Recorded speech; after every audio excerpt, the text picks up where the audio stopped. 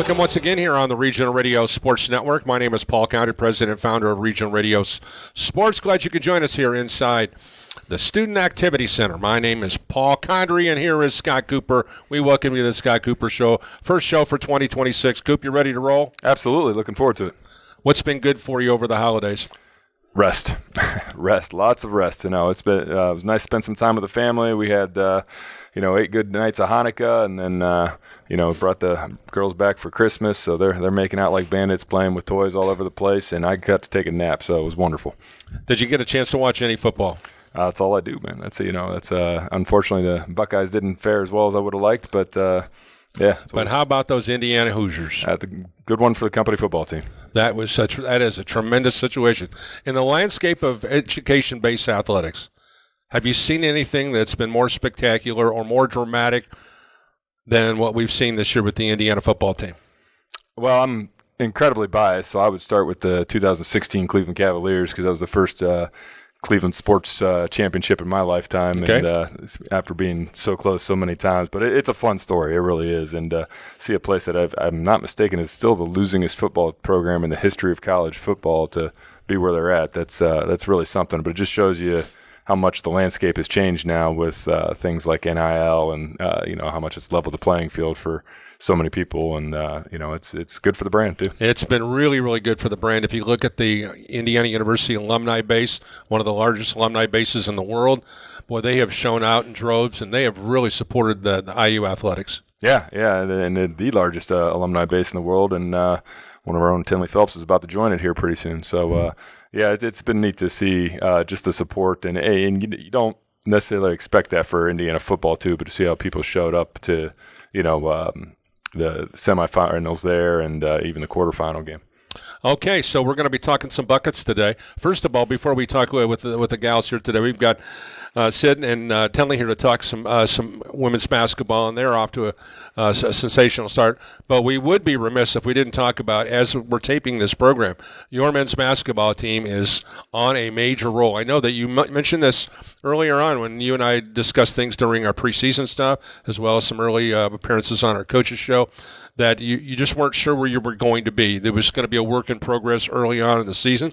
Well, somewhere along the way, everything seems to have clicked with your group. What is the difference between early on and where you're at right now with your men's team? Well, one, we have everybody, which has been helpful. When we started off the season there, we were missing James Stevenson, who's been a very good player for us, and I think he missed the first 6 games of the season with some stuff, and having him there has been helpful, and two, just experience. I think the guys playing together has been really helpful. But you're only as good as your next game, and we got Judson coming up here on Wednesday, and we got to be ready for them. When you look at the landscape of the men's portion of the Chicagoland Collegiate Athletic Conference, are there any surprises for you? This year, I don't think there's any surprises. As many people as many schools graduated so many people and lost so many people to transfers that you could have told me anything, I would have believed you coming into this season. So, still a lot of games to be played. There's still a lot of clusters in the middle, especially, sure, and even towards the top. That anything can still happen, and like I said, we're just trying to take them one game at a time, and hopefully by the end we'll stay at the top of the conference. When you look at this past week, both teams winning at St. Francis, that has to be very, very good for you guys. Give us an idea on as you not only look at the women's program, but you also look at the men's program, picking up marquee road wins. How important is that for both programs? Well, they were both at home, which was awesome. Yeah, they were both at home, which was good because we haven't been able to see the women's team, nearly as much this year. In the past we've had double headers, but with Mount Mary joining the conference, it kind of threw the schedules off, and so that was fun. I mean, their game especially, they jumped on them right from the start there, and not only held on, but really extended the lead as we went. And we went into the locker room. I think it was like a 4-point game, and getting ready for our game, and then we come back out and it's 10, and they're rolling away with this thing. So it was great to see, and they're taking big strides, and they're only a game out of it, so they'll be right there towards the end too. You've decided to bring 2 athletes today. Tell us about them. Well, we've got the first repeat guest in the history of the Scott Cooper Show, which there is no higher distinction in all of streaming media. Tenleigh Phelps here, and who is one class away from graduating from Indiana University herself. And then Sydney Jerrells here, who is making her debut and is incredibly excited about it. She got a little nervous with some heartburn early, but she's bounced back and she's ready to go, man. So we're looking forward to talking to them both. Well, let's give some background stuff. First of all, for Sid, you look at this group, track and basketball for 4 years in high school at Linton Stockton High School, criminal justice major, at least the last time I checked. All conference 3 years. And you wonder why you fill these things out every year. Now you know why. You get the Indiana Basketball Coaches Association, small school, all-state. Indiana girls basketball, all senior team, IBC, all-state, honorable mention. And here's what I think is very unique, is that her favorite professional team is the Green Bay Packers. I like that. I'm a big fan.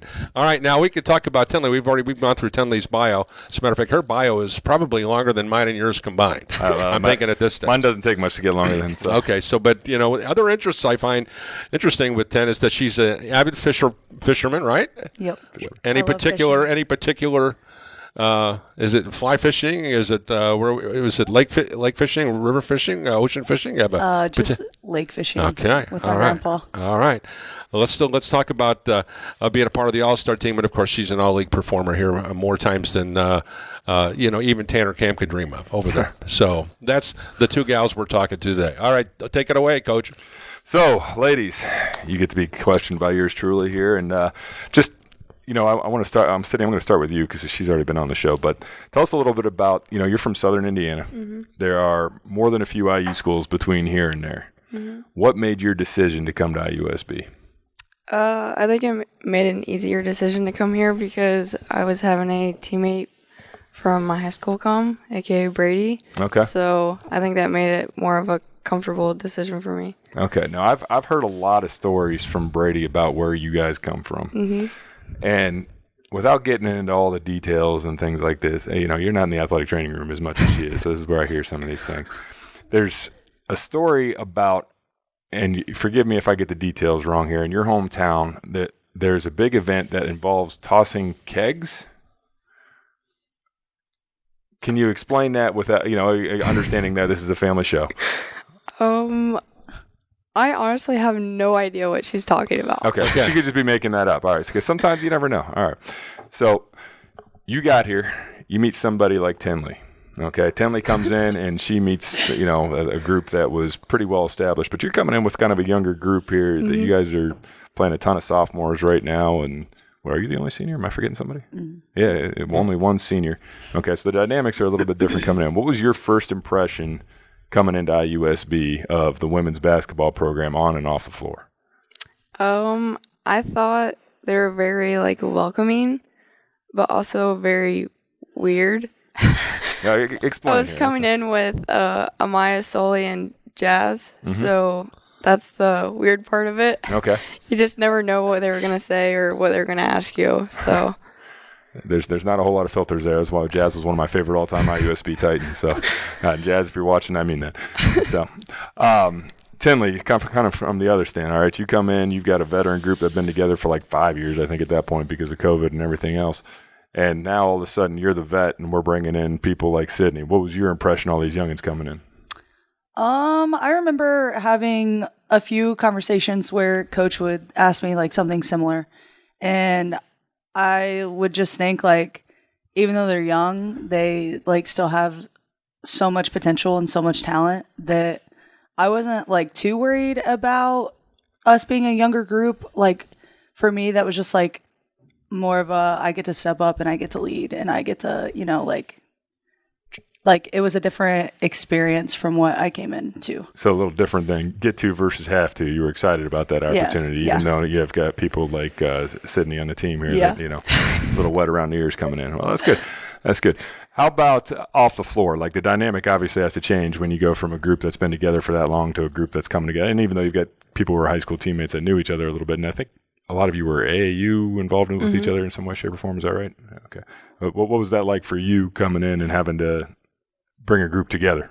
I thought it was pretty easy. I think we still hung out all the time, and even this year is probably the most close knit that I've seen in my time here, and it's just like we're always hanging out. We're always doing something. Coach is always asking, hey, do you guys want to go to lunch? Or, hey, do you guys want to like do a team activity?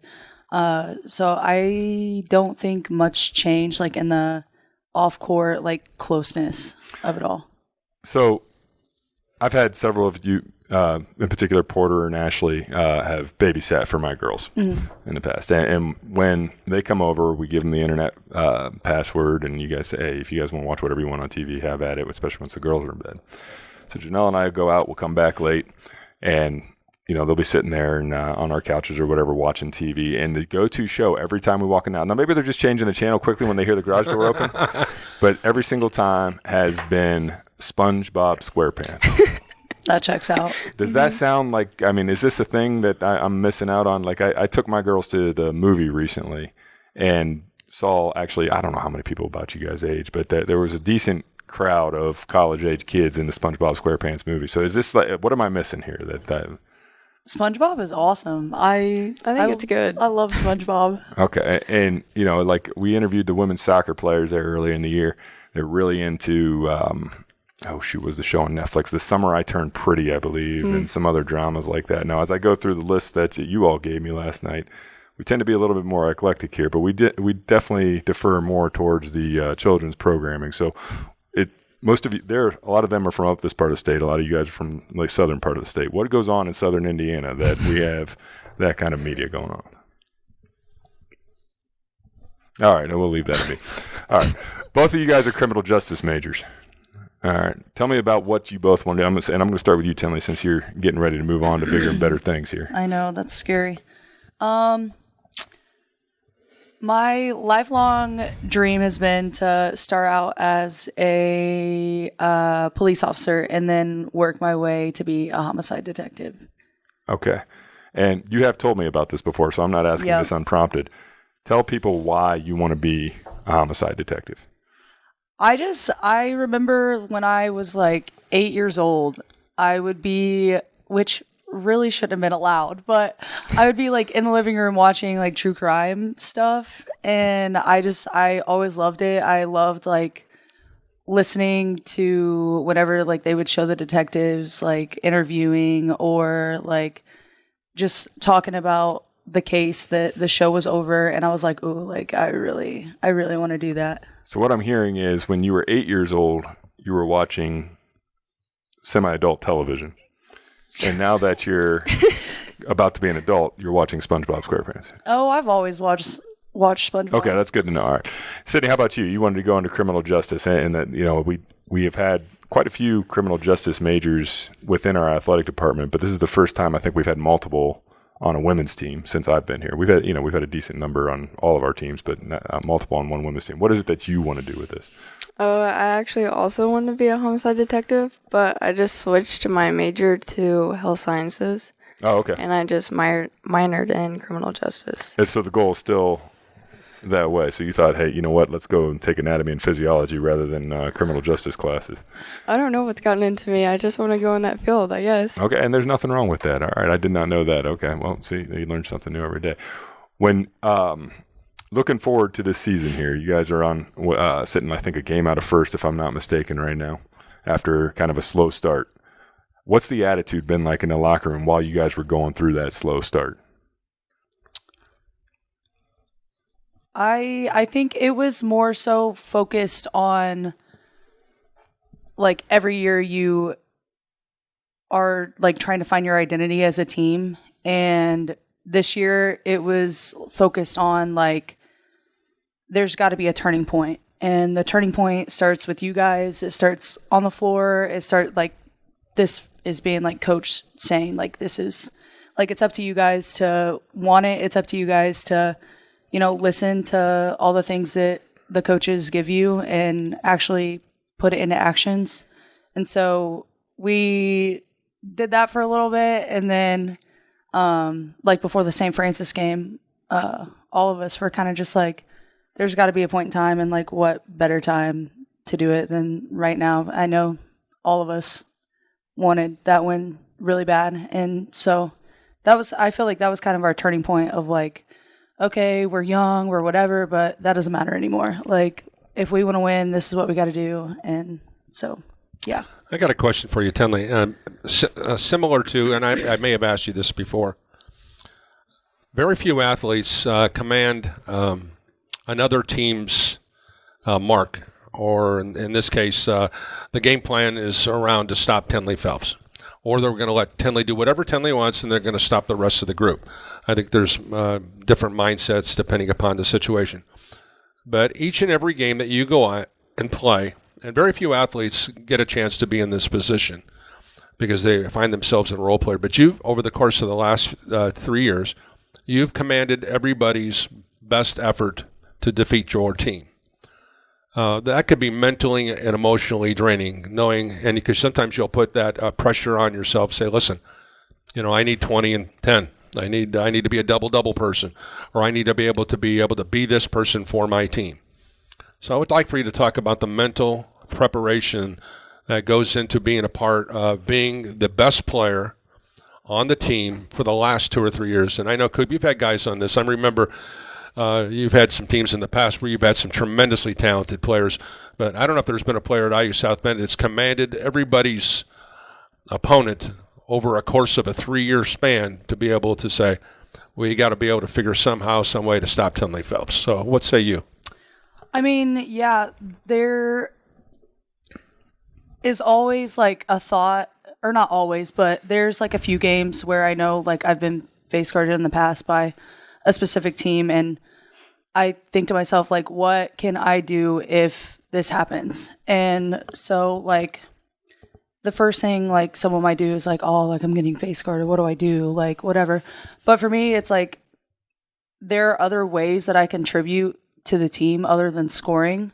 And I feel like I have been very like comfortable with that. Like I don't feel like I have to score 20 points a game. And it's like games that I get face guarded. It's like, okay, where's Bookie? Get Bookie a flare screen. Where's, Brady? Get her a screen to drive.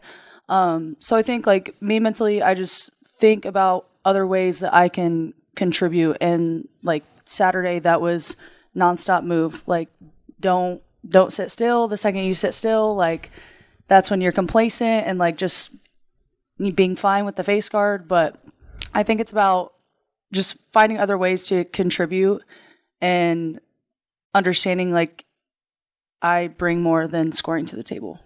So all the things that you've learned and what you just told me, you're graduating here in a couple, just a short period from now. What are you going to be able to take from all these things that you've learned about being the person who's been that person? You've been the top dog.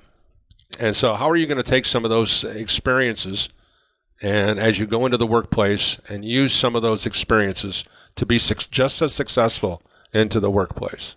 I would say the biggest thing is just like having confidence in yourself. I feel like if, like I didn't start out here. I obviously started out at Youngstown State and I wasn't the go-to and I was never going to be the go-to. And like you have two options and it's like give up or keep going. And I think that was definitely one of the biggest lessons I'll take away from college basketball. And like in the workforce, it's like not everything's always going to go your way. There's going to be people that like you, people that don't, people that want you there, people that don't want you there. And I think it's about just like having confidence and having the beliefs in yourself that will kind of like drive the want to keep going instead of just laying down and giving up. So, my question to you in regards to Tenleigh, what have you learned by watching her get beat up and face guarded and slapped around? And I've seen teams, as she come across the lane, put an elbow underneath her chin. I mean, you've seen her have to play against these type of conditions and situations. So what have you learned by watching the way she's competed? I think I've learned, like, obviously she's a great leader. And like what she was saying, like, you can't, like, really give up or lay down whenever that's happening. Like, you can contribute in other ways, like rebounding or getting people other screens. I think she just shows, like, scoring isn't, like, a huge thing. Like, obviously she can score, but you can, like, just having energy or, like, when you're on the bench, like, having fun. Like, she brings a lot of energy to the table, too. So I think I've learned that from her. Coop, what do you got now? We ready for the gimmick? The gimmick. All right, the gimmick. For you, if you haven't watched this season of the Scott Cooper Show. We've really refined our gimmick at the end of the show here. So what we've asked all of you and your teammates to do, and I think Coach Bruce did this with you guys yesterday, is we've asked you to name your 3 favorite television shows, your 3 favorite movies, and your 3 favorite songs. I'm a big media guy. I enjoy this stuff. So what I'm going to do is I'm going to give you one of those categories, and you have to guess which teammate said it. We want to see how close you all are as a team. You know, you talk a big game about being closer off the court and all this stuff, but how well do you really know your teammates? Great. All right. So Sydney being the youngest one, there is a lot of pressure on this because we've had some very, very good participants, and we've had some other ones that weren't so great. So the rules of this, though, so that we stay within time, is you're going to have 7 seconds to answer this question. Oh, wow. All right. Oops, do you have like a list of our like roster? I do. I can just like look at the naming. I do. You got to remember the 12 people that are on your team. Like we really. That's last year's roster right there. All right. Let's see here. I'm going to start off. That's last year's. Okay. So this and. All right. We're going to start with television shows. And Sydney, the first question is to you. All right. I'm going to give you goodness gracious. I'm judging a little bit as I read these. Okay. 3 favorite television shows are. Oops, where did it go? Hold on a second. I'm scared for what they put. I know. All right. I'm going to start here. Animal Kingdom, which I don't know that one. Suits, solid show. And Gilmore Girls. So this person clearly watches a lot of Netflix. Oh my gosh, I'm going to think Porter or Munch. That is incorrect, but I'm going to give you one more guess. Oh my god. I low-key think it's a freshman. Hold on, this is a competitive game. We're not trying to help each other. I want to know who's the better teammate of the two of you. This is for the next few minutes. You guys are not teammates. Teammates. Lizzie. The answer is Aubrey Booker. What? Ooh. Are we serious? All right. That's insane. All right. Same question to you, Tenleigh. TV shows. TV shows. I don't know what that stands for, but we're going to do it anyway here. They should give me an abbreviation. TV shows. They are TVD. Vampire Diaries. Oh, okay. I'm glad you knew. I would have never got there. We Were Liars in Riverdale. So this person clearly watches a lot of CW. That's good. That's a good list. The Vampire Diaries. We Were Liars. And what was the last one? Riverdale. You've got 5 seconds. I was thinking you, but it's not going to be you. I'm going to guess. Who watches The Vampire Diaries? 3 seconds. I know. 2 seconds. Porter. No, everybody guesses Porter. So far, I get another one? You get one more guess quickly.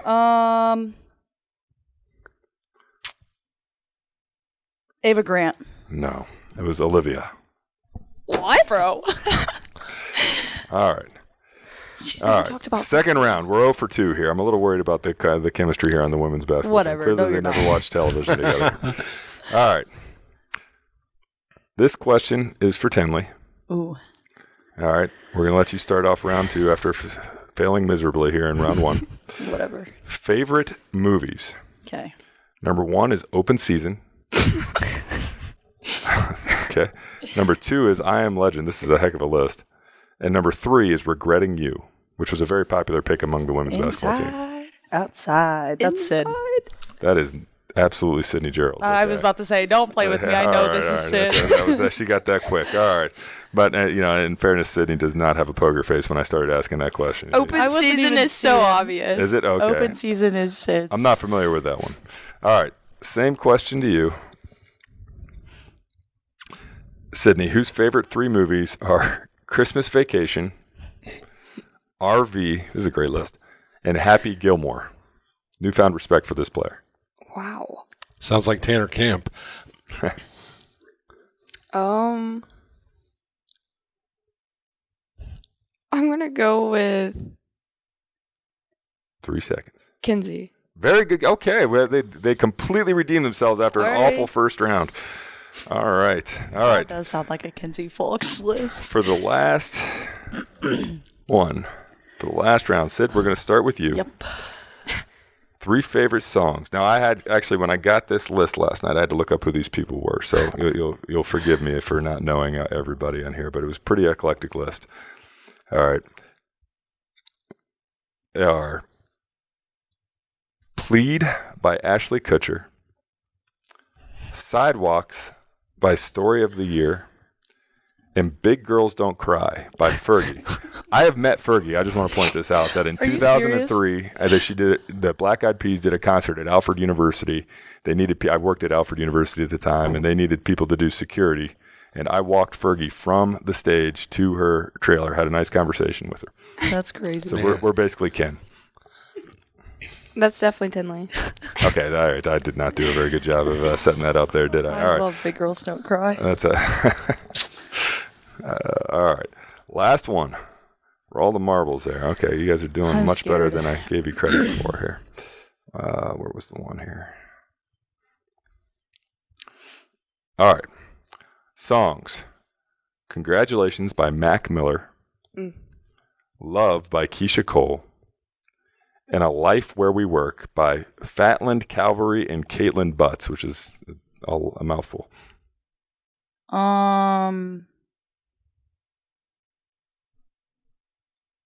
This one's so obvious. This is so obvious. Is this Brady? It is not Brady. Last chance. Or Sydney takes the crown. She's been here for a year and a half. She already knows all her teammates better than you. The only person that listens to Mac Miller, I feel like, is Liv. Can you say the songs again? Congratulations by Mac Miller. Love by Keisha Cole. And A Life Where We Work. Keeley? Is it Keeley? 0 for 2 in the championship goes to Sydney Jerrells. Who was it? There. It was Porter Barrickman. Woo! Oh, wow. Just for bonus pitch, she got it straight off the bat there. So that's our gimmick for the day. Clearly, Tenleigh, who has been here for 3 years, doesn't know her teammates. All right. But Sydney, who's been here for a year and a half the time, knows her teammates far better. And when she says that the team is tighter and all that stuff, I believe her. Whatever. Well, we'll get to work on it. You got still plenty of time left, right? Season's still young. All right, best of luck, ladies, as you guys hit the home stretch in this season. We'll hope that you find yourself in a situation where our group can broadcast a home or 2 games in the postseason playoffs. So, Tenleigh, keep up the great work and keep showing class and dignity, because I think that's something from my chair. Every time I've had a chance to watch you play, you have always done that. Outstanding.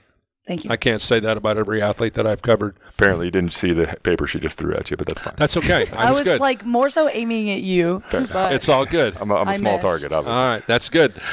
For the tall target and for our 2 gals here today, thanks again to Tanner Camp for his great work here today, and to Andrew Kirksey, our editor and videographer.